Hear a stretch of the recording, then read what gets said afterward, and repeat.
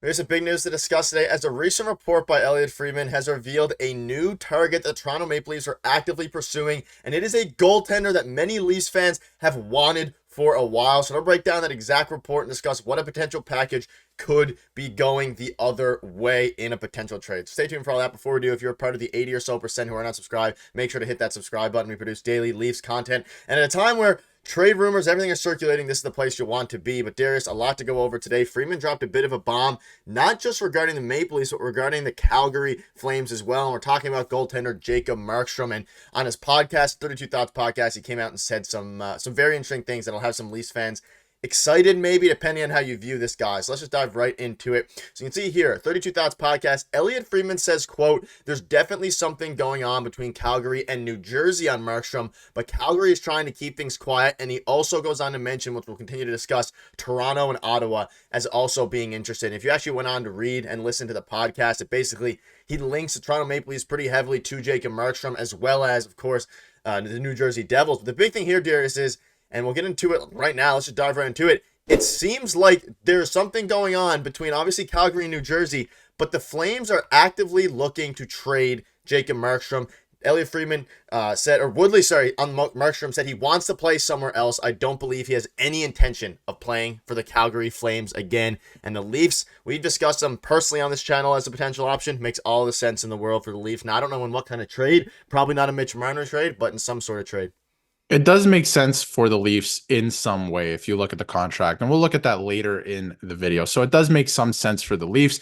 And like we touched on just here just a second ago, he does not want to play for the Calgary Flames anymore. If some of you remember, around the trade deadline, he decided to waive his no movement clause to go to the New Jersey Devils, and somewhere along the line, the deal fell through. So it seems like he's not very happy with the Calgary Flames and doesn't want to finish his contract out there in Calgary. And it sounds like the Leafs are obviously kicking rocks. I mean, Brad Treliving's the guy who signed Jacob Markstrom to that contract in Calgary, right? So obviously where there's smoke, there is some fire, and it sounds like he does not want to play for the Calgary Flames anymore. Does it make sense for the Leafs?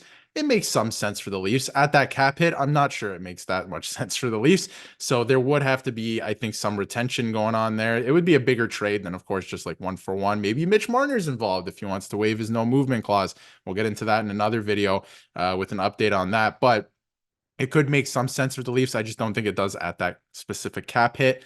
And he is getting older at the end of the day. I think at the end of his contract, he's going to be 36. So it could make sense, but it would have to be the right deal. Yeah, he is under control for a while. Last year, had a pretty good season, around 2.8 GAA in 50 or so games. So a very good year for him. The year before, something, 2.9 or something goals against average. Yeah. Yeah, so he's been very good, even though, the Flames have been wanting to trade him. The Flames are obviously in a bit of a retool at this point. So when you're talking about Markstrom, there's two things you can kind of think about here. Marner has to be dealt. I'm not wasting cap space on a $6 million goalie unless we have more flexibility, which is something very interesting because Markstrom's contract is pretty hefty, and the acquisition price has been reasonable, not giving up first or Cowan or Matthew Nyes. As a result, I doubt Markstrom comes to Toronto, and that's probably the sentiment here. It's very interesting, mainly because he is a guy who'd be kind of the goalie of the future, the 1A goalie for the Toronto Maple Leafs. They'd solidify a guy who's going to be in the net every single night, and then you'd have Joseph Woll as the number 2 goalie, which, again, would probably be one of the better backups in the league. So it does make sense for both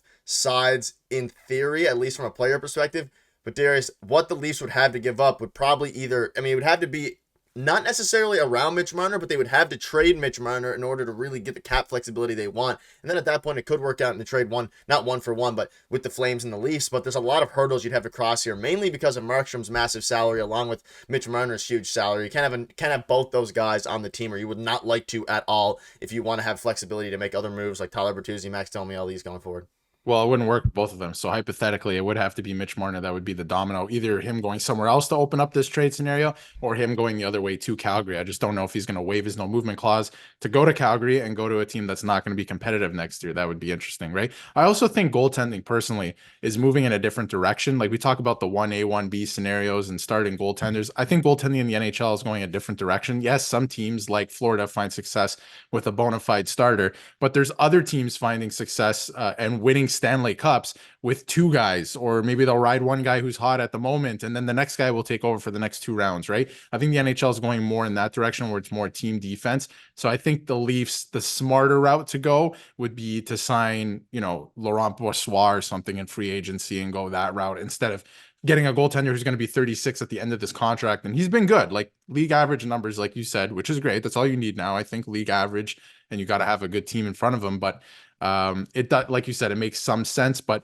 a lot of dominoes would have to fall into place for this to make any type of sense. Yeah, and let's go over a couple more things here. So obviously, we know that he doesn't want to be in Calgary, which, again, if you're a Flames fan, it opens things up a little bit. And he's on the back end of a 6-year, $36 million contract, which pays $6 million annually until the end of 2025, 2026. Currently 34 years old. So you'd have him for a couple more years. It won't be a huge...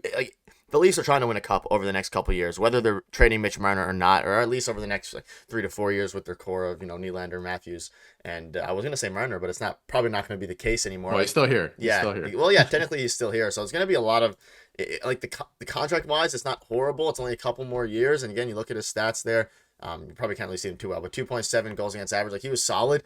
And the biggest thing here, and you can see this from Elliot Friedman on the 32 podcast, because of how crazy the Markstrom saga went during the season, the Flames are now trying to do it quietly, which isn't going to be easy, and Friedman believes there's something going on. So the good thing for the Leafs in a potential move here is that it seems like the Flames are not necessarily desperately trying to move him, but they know that they want to move him because Markstrom doesn't want to play there anymore. So maybe that could lend to the price lowering for the Flames. Now, I think there's other teams that might be better fits, like the New Jersey Devils, for example.